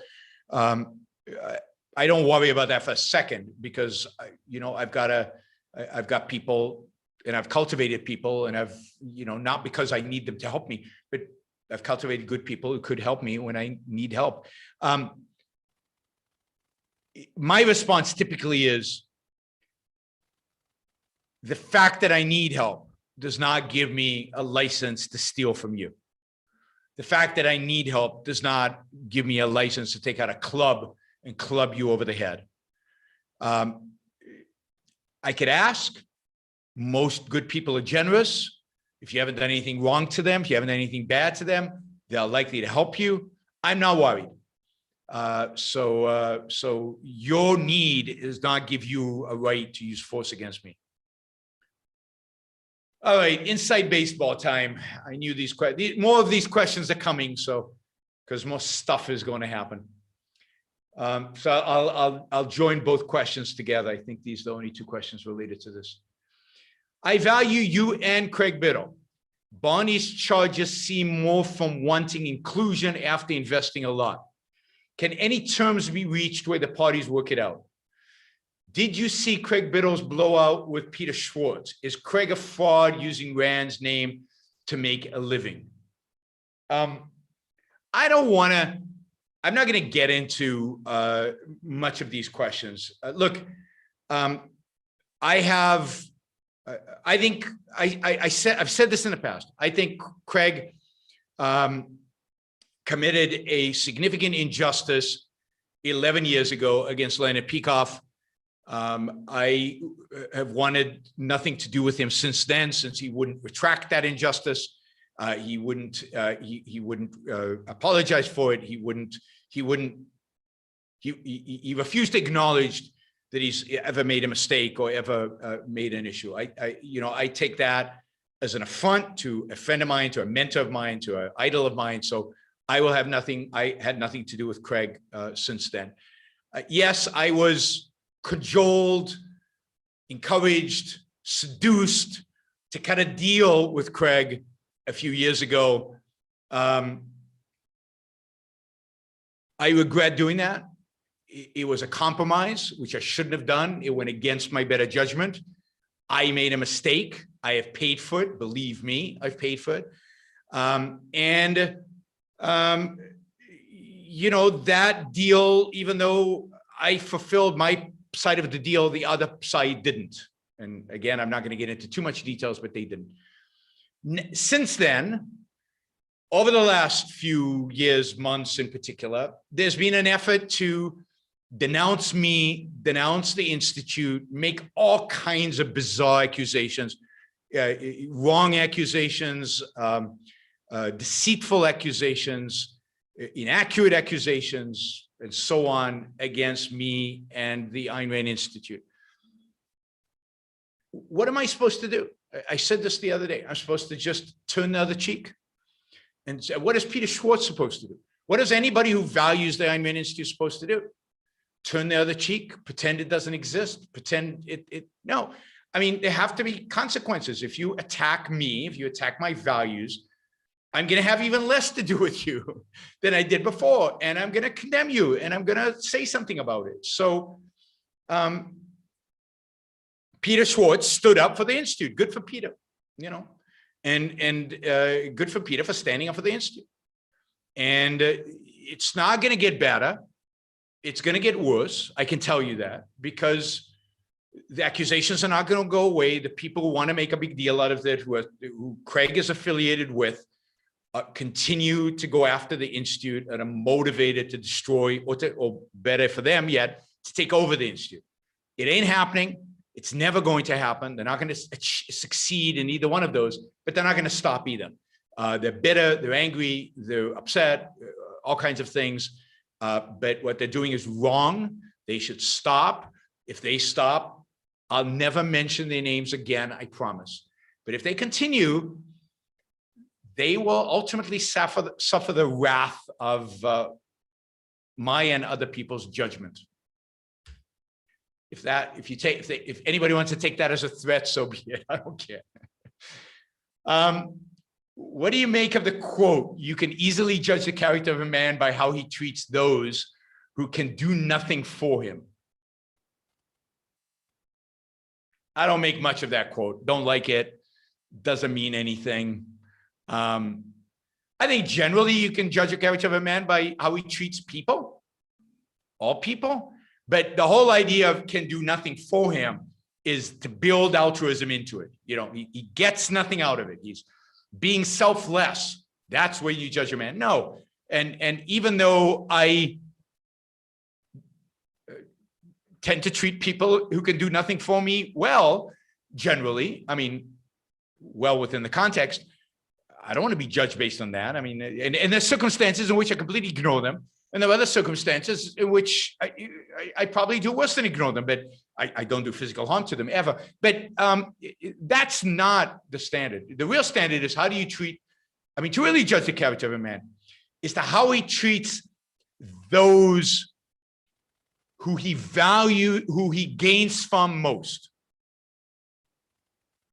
How do you treat people who provide you great benefit? Whether your spouse, whether business people, whether, people who do you great service, that's how you judge a person. The people who benefit you the most, how do you treat them? Because I know a lot of people who treat them pretty badly. And that's horrible. 2 is company, 3 is a crowd. You're better off doing one-on-one interviews with Lex. Unless someone more serious like Jordan Peterson joins you, Malice was a little annoying. 200,000+ people are watching this. And it was 4.5 hours and people are watching the whole thing and commenting on it. So I'm getting to a new audience. That's all I care about. It's not all I care about, but it's a big part of what I care about. I enjoyed it. And hell, it's Lex's show. He can invite anybody he wants with me. Some people I won't go on maybe with, but it's his show. If I could get on Jordan Peterson. By the way, how many of you have written Jordan Peterson asking him to interview me? I wonder how many of you have done that.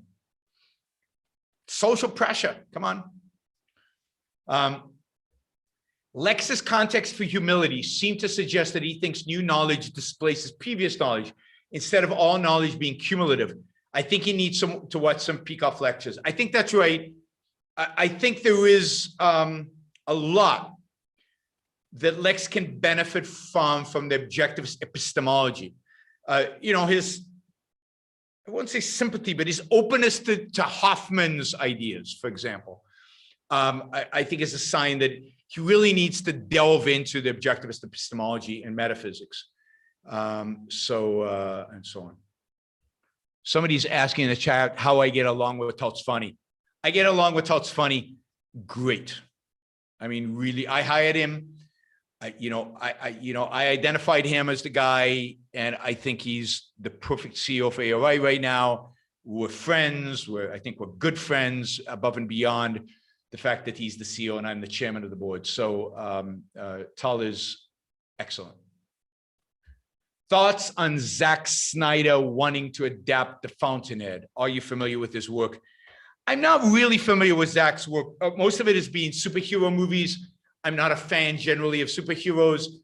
I have heard good things about the three, kind of, if you watch the superhero movies he made as a trilogy, that there's some meaning, there's some more substance there, just like the Batman series that other director made that had meaning and substance. I forget his name. So I'm curious about doing that. So I'm going to watch that. Alicia says, "Is malice an ANCAP?" There is no such thing as an ANCAP. Don't use that term. They're anarchists. You can't have capitalism and anarchy. The two contradict each other. So he's an anarchist, yes. So I don't know if Zack Snyder will make a good Fountainhead. I hope so. He seems serious. He seems like a serious filmmaker. So we'll see. I don't know. Okay, last question. Fiat US currency has artwork security features, special paper and ink serial numbers. So how does printing something that has value negate its value? Because it has no value. Nobody would, the fact that somebody put work into it doesn't mean it has value. This is the question to ask yourself. Would you own it if it wasn't legal tender? Would you own it if the government didn't, in a sense, force us to use it as a medium of exchange? Would you hang it in your wall? Would you do anything with it? Yes, work is being invested in it. I know a lot of things that work is being invested in that have exactly zero value, right? So the dollar, the piece of paper, the fiat US currency is valueless. I don't believe in the labor theory of value. Value doesn't come from the labor put into it. It comes from the value it provides you. And that value disappears if you have a free market. The value of a dollar right now is the value the government gives it in our ability to use it to pay taxes and in their legal tender laws that make it the medium by which you repay your debts. All right, we made it to 2 hours. I'm doing more and more 2-hour shows these days. All right, everybody, tomorrow, don't forget, tomorrow, Yaron's Rules for Life, for whatever, hopefully you'll find that interesting. So join us tomorrow. Don't forget to like the show before you leave. Don't forget to become a monthly supporter, value for value. You watch these shows, they're offered free, but you can provide value in exchange by supporting the show through yaronbookshow.com/support or Patreon, Subscribestar, or Locals. Thanks all of you who are supporters, and have a great night, and I'll see you all tomorrow. Bye. Thanks, guys.